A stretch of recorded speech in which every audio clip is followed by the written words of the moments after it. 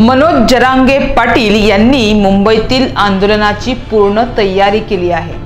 मनोज जरांगे मुंबईत आमरण उपोषण करणार आहेत। यावेळी त्यांनी मराठा समाजातील लाखो बांधवांना मुंबईत बोलावलं आहे। मिळेल त्या वाहनाने या, येताना आपलं रेशन पाणी सोबत आणा, कुणाच्याही भरोश्यावर बसू नका, अशा सूचना जरांगे यांनी दिल्या आहेत।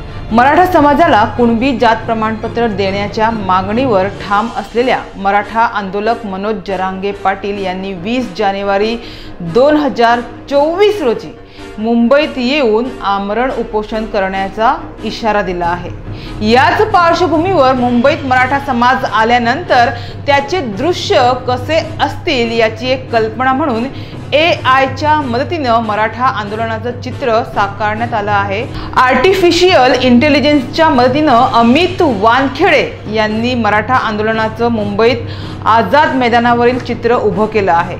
एकंदरीत मराठा समाज मुंबईत आल्यानंतर मुंबई कशी दिसेल ते चित्रातून दाखवण्याचा त्यांनी प्रयत्न केलाय।